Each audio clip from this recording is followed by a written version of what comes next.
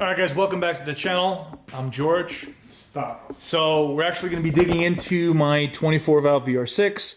As you guys have, if you guys haven't been following us on Instagram and on Facebook, we broke the connection between the throttle body and the lower intercooler pipe. So we're going to pop off the intake manifold today. And also we did see some smoking coming from this turbo. So we're going to pop this off and figure out a turbing solution. And then also our catch can setup. Probably going to redo that. I like that, but there's going to be some changes in there. Might even make it recirculating, maybe one line going to the pan, I'm not sure. But we're going to be doing some work on this car, and we want you guys to tag along with us as we get these cars ready, both my car and the 12-valve VR6, ready for some racing action later this season. As you guys know, this is going to be a goal of ours, is to compete with these cars in the half mile, in the quarter mile, and having some fun. So we're sorting through all the daily driven / hooning on the street video issues like lines, piping, maybe engine mounts we have to look at. There might be some excessive engine movement that we're unaware of. So we're going to dig into this and we'll let you guys know what we find. But we're going to be pulling this thing apart. We're going to be upgrading the injectors as well. As I mentioned in the previous video on the VR6 comparison video, I do have a surge tank that I want to install, and then also the injectors. So we're going to get this car ready, going back to Turbo Joe for more tuning and some wiring changes that I want to do. So a lot of upgrades, a lot of things, a lot of updates coming for both cars. I'm really excited to show you guys. So we're going to be focusing on the B5s for the next few weeks and hopefully getting them to the proper place where they belong in terms of configuration, and then maybe even some racing action between the two cars, and then also individually at events. So without further ado, guys, let's dig into the 24 valve and see what we find.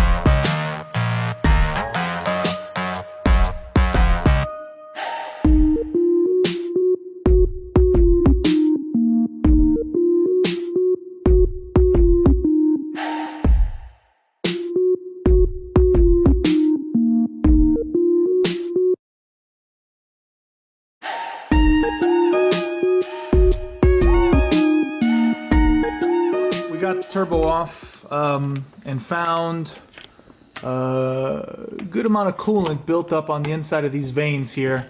Luckily nothing coming from the motor. So I mean that about does it. It tells you that the seals on the turbo kind of went, and we took off the intake manifold as well.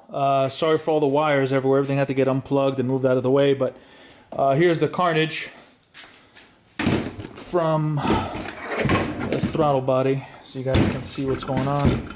Look at that, that's where it broke. Look at that nastiness. So it could be from excessive movement on the car, but then again, this wasn't really properly welded, you know, to the flange. Then maybe we shouldn't do that again. So I ordered a new throttle body, and we'll just use a typical silicone coupler and a couple clamps as opposed to the V-band that we had on before. Just to allow a little bit more movement. But this is the Mark III intake manifold that we had tweaked. As you can see, we had the neck we had this little bend so it goes straight down so we could use it in the longitudinally setup. But, you know, while I have it out, I'm going to have it cleaned. I'll have it hot tanked, and I think I'm going to paint it silver. But we did, like I said in our previous video, we did order a Nubworks flange. Really cool company. They make a lot of cool billet parts. And I want like a 1.8T style intake manifold for this car.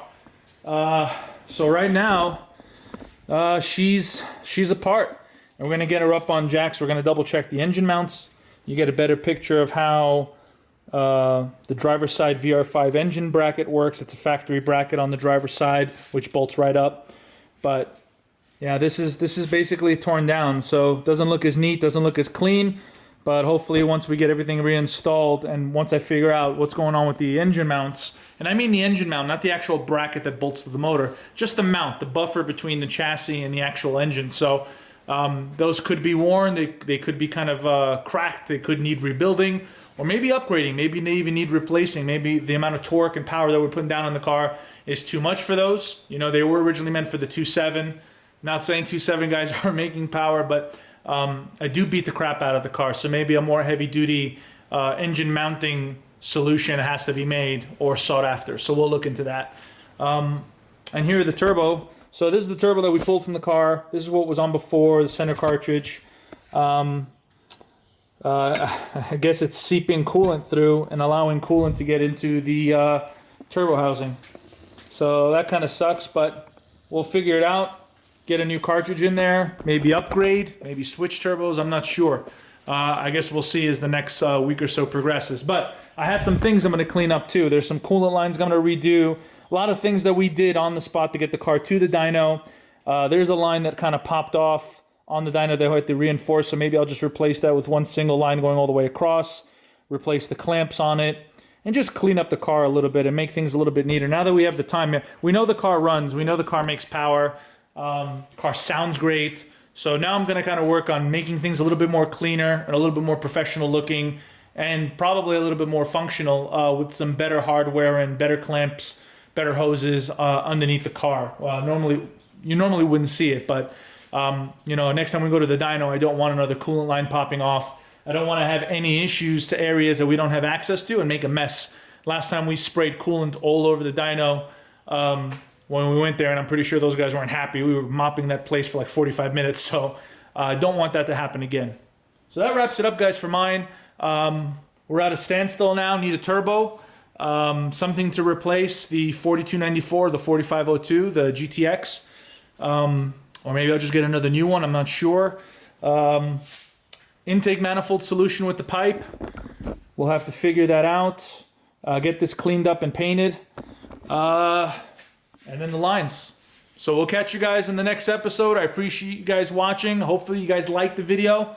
B5 is broken again, but in a good way. We're going to be upgrading her, and we're going to be going back to the dyno in the next few weeks. Hopefully they'll make some time for us for tuning and some upgrades too.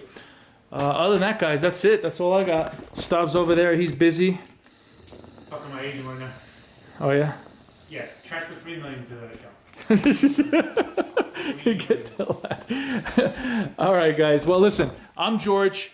This is Malaka MotorSports. Thank you guys for watching. More B5 action to come, guys. Thank you, guys. We'll see you guys later.